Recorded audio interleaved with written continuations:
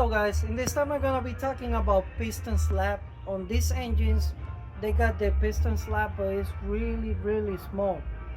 But when you guys are building these engines, if you guys do build it, I'm gonna show you the difference between a piston slab and a really small one. Right now I'm having the issue with one of the pistons, and basically I thought the engine was good, but I guess the piston is damaged. I'm gonna show you guys how it looks, so you guys can see how it should be done and how it should be moving. So if you guys do build the engine, you guys know already how it should be looking. And if you see any type of plate, don't finish building it, replace the piston, because I know you're gonna have to open again the engine, how it has happened to me, and it's a waste of time, a waste of money, and basically it gets you mad. So I'm gonna show you guys. All right, on this engine, piston number 4 fell, which I'm gonna be replacing it. It fell and it damaged the cylinder inside. It got damaged, so this engine is bad already. It has to go to the machine shop.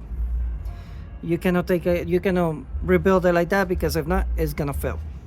So basically on this engine, it was already bore out to 0.50, so it's 77.50. These engines, they go 77 factory. This one is 0.50, 77.50. So this one doesn't got no plate. Look, you cannot even hear nothing. You can barely see a plate. Same thing with this one, same thing with this one, and this one is start getting a plate because of the damage. So that's how it should be, like that, no sound at all. Now I'm gonna show you the one that is bad.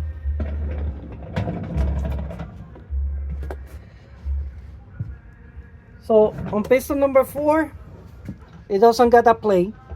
Piston number 1, it got the same plate like this one, and this one is a crazy plate.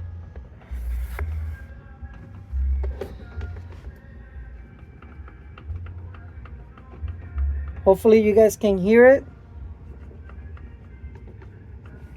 Look over here how it gets open.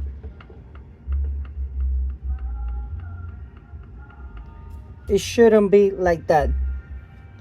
Now I'm gonna show you piston number 3.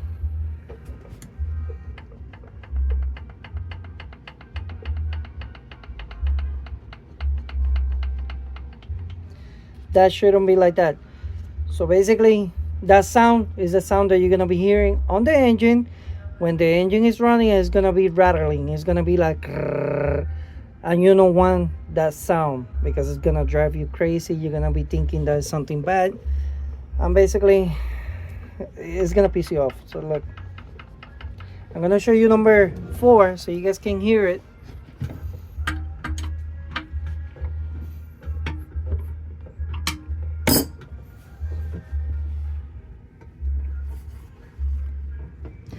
Let me show you number 1 really fast.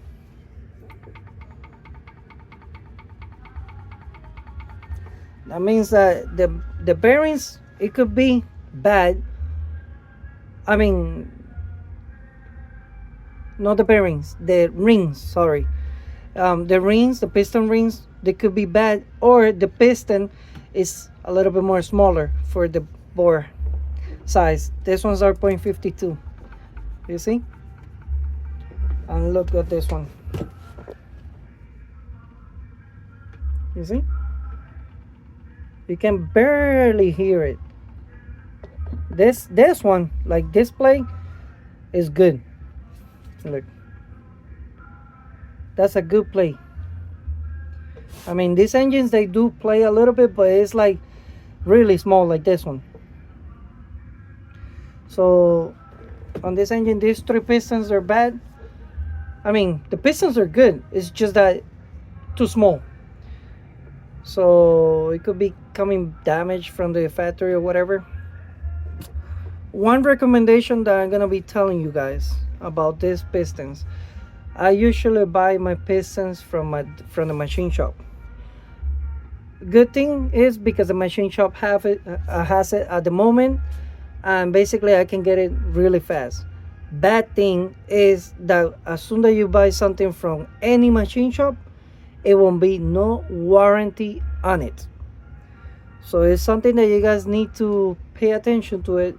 So if you guys do go to the route of the machine shop, make sure that the machine shop, if they can do it, they can do a measure for the piston. It's like a machine, it goes like this.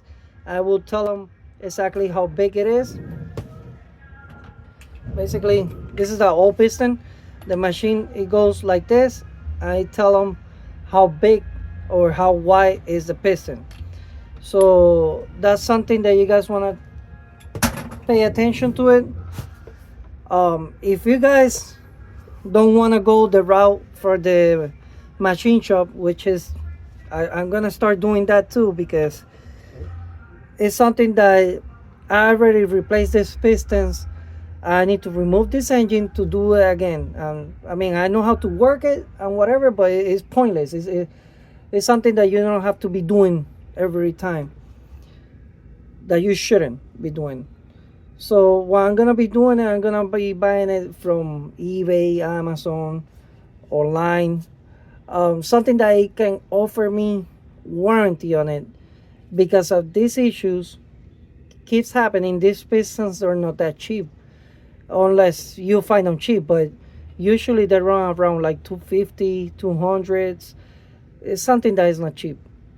And right now I spend all the money on this, and now I need to remove it back out. So it's something that you guys need to pay attention to it. I'm just giving you the points because I work on these engines. So it's up to you guys what you guys decide, but hopefully you guys learned something already on these engines.